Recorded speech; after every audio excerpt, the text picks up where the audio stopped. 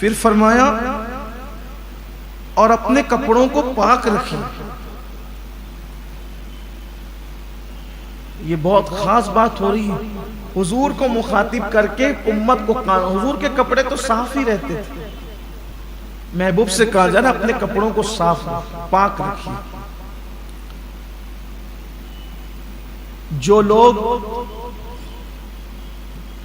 अपने कपड़े पाक नहीं रख सकते, वो लोग अपने दिल कैसे पाक रख सकेंगे? एक बहुत बड़े सूफी के साथ में बैठा था, उन्होंने मुझसे फरमाया सूफिया के यहां पाकी की बड़ी अहमियत है। इस्लाम में भी पाकी आधा ईमान है। और पाकी क्या है? बदन पाक हो, कपड़े पाक हो, जहां रहते वो जगह पाक रखो। उन्होंने फिर फरमाया मुझसे कि बेटे, अगर लोग अपने कपड़े साफ सुथरे नहीं रख सकते, गंदे संदे से रहते हैं, तो जो कपड़े साफ नहीं रख सकते वो दिल कैसे साफ रखे? मोमिन का कपड़ा फटा हो सकता है, मोमिन के कपड़े पे पेवन लगे हो सकते हैं, लेकिन मोमिन के कपड़े पे धब्बे नहीं होना चाहिए। कपड़ों को पाक साफ। आजकल कुछ लोगों ने मैले कुचेले कपड़े पहनने का नाम तकवा और परहेजगारी रख दिया, जाहिल है। हुजूर अकरम सल्लल्लाहु अलैहि वसल्लम का पूरी जिंदगी में कभी लिबास मैला नहीं हुआ, कभी मैला नहीं। अल्लाह के रसूल अलैहिस्सलाम का लिबास पूरी जिंदगी में, बल्कि फतावा आलमगीरी में कि जो हुजूर अलैहिस्सलाम के कपड़ों को माज़अल्लाह मैला कह दे, उस पर उन लोगों ने हुक्म कुफ्र लगाया। हुजूर का लिबास से अथर कभी मैला नहीं। और उस रसूल से कहा जा रहा है कि कपड़े पाक रखिए, यानी हमें तालीम दी जाए कपड़े पाक रखिए। जो लोग खड़े होकर इस्तिंजा करते हैं, पेशाब वगैरह करते हैं, उनके कपड़े पाक नहीं रह पाते, इसलिए बैठ के इस्तिंजा किया। पानी मसनून तरीके पे, सुन्नत के तरीके पे लिया करो, एहतियात से किया करो, पेशाब के छींटों से बचा करो। अब जहां रहते हो उस माहौल को भी पाक साफ रखो। देखो हमारे यहाँ सफाई आधा ईमान है, कपड़े पाक रहे, बदन पाक रहे, जहाँ रहते वो मोहल्ले वो घर पाक साफ रहे। मगर आप देखेंगे कुरान की तालीम पर है हमारा अमल। हर साल तरावी में पूरा कुरान सुनते, कुरान से क्या लिया? जितनी गंदगी मुसलमानों के मोहल्ले में है, किसी के मोहल्ले में, जिन इलाकों में मुसलमान नहीं रहते वहां चले जाए, ऐसा लगता है जैसे ये इलाका मालेगांव से अलग है। देख लो उधर जाकर, ऐसा लगता है मालेगांव से अलग। पूरी गटरें बह रही हो, बदबू आ रही हो, कचरा पड़ा हुआ हो, यही सब है। इसीलिए लोग थोड़े बहुत पढ़ लेते हैं तो वो मुसलमानों का मोहल्ला छोड़ने की कोशिश करते हैं। माँ बहन की गालियां हैं, ये है वो है, फितना फसाद है, पुरुष आपस में लड़ झगड़ रहे हैं। तो इसका मतलब ये कपड़े भी पाक नहीं, बदन भी पाक नहीं, मोहल्ला भी पाक नहीं, दिल भी पाक नहीं, सारी नापाकियां ही नापाकियां। फिर उसके बाद कहते हैं उसको जिन लग गया, उसको भूत लग गया, उसको चुड़ैल लग गई। तो सारी नापाकियों में गिरोगे तो नहीं लगेगा। नापाकी नापाकी है ना, पाक रहोगे तो क्या होगा? अरे दिल पाक रखने वालों से शैतान भी दूर भागता है। वहां शैतान कहाँ है? पाकी पर आइए, और एक आदमी की कोशिश से बहुत कुछ हो सकता है।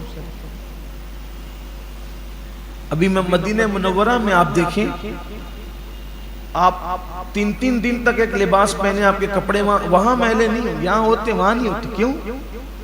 वहां धूल गर्द गुबार कचरा वगैरह आपको नजर ही नहीं आएगा कि लोग वहां कुछ सफाई का ख्याल करते।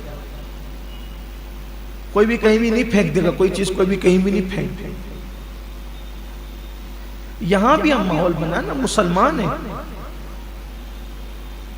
सिर्फ नमाज रोजा हज ज़कात का नाम इस्लाम नहीं है। हमारे यहां तो जिंदगी गुजारने का पूरा तरीका है। जहां रहो, स्कूल में जो स्कूल के बच्चे हैं वो स्कूल में साफ सफाई रखें, मदरसे के बच्चे मदरसे में साफ सफाई रखें, मोहल्लों में घरों में साफ सफाई का इंतजाम हम खुद करें।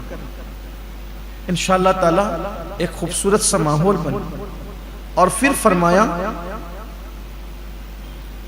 हस्बे साबिक, बुतों से दूर, कपड़े पाक रखो, बुतों से दूर हो, और ज्यादा लेने की नीयत से किसी पे एहसान न करो, और अपने रब के लिए सब्र करते रहो। इसी में बात मुकम्मल करता हूं, आगे उन्वान बड़ा तवील है। कपड़े पाक रखो और बुतों से दूर। बुत कोई भी हो, किसी का भी हो, मुसलमानों को उसके करीब नहीं जाना चाहिए, उसका एहतराम नहीं करना चाहिए, उसकी ताजीम नहीं करना चाहिए। देखिए, किसी भी मजहब का आदमी हो, आप उसके साथ इखलाक से पेश आए, उसको खाना खिलाए, पानी पिलाएं। वो आपके घर आए तो आप उसको इस्लाम की दावत के लिए, इस्लाम से मुतासिर करने के लिए, अपनी अखलाक से मुतासिर करने के लिए इज्जत से बिठाइए। हुजूर अलैहिस्सलाम ने दूसरे मजहब के लोगों के लिए चादरें तक बिछाई, दुश्मनों के लिए चादरें बिछाई। लेकिन जो लोग इस्लाम से नहीं ताल्लुक रखते, उनके मजहबी रसूमात में, उनके त्यौहार में शिरकत करना, इसकी इस्लाम ने इजाजत नहीं दी। अगर किसी के जहन और दिमाग के अंदर ये ख्याल आता है कि भई आज दुनिया के हालात अच्छे नहीं हैं, चलो थोड़ा सा दूसरों के त्यौहार में शरीक होकर हम लोगों को अपने से राजी कर लेंगे।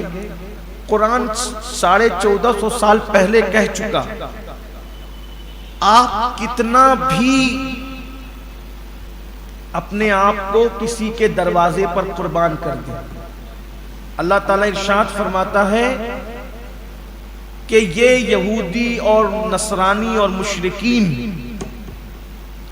मुनकिरीन इस्लाम तुमसे उस वक्त तक राजी नहीं हो सकते जब तक कि तुम अपना मजहब छोड़कर इनका मजहब इख्तियार न करो।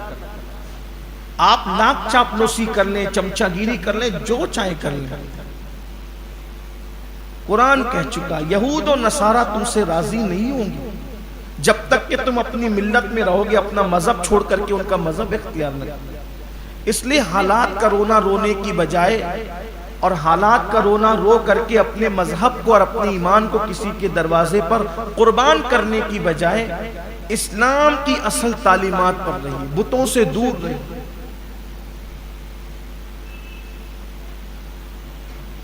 और किसी पर इसलिए एहसान मत कीजिए कि आप पलट कर उससे ज्यादा लें।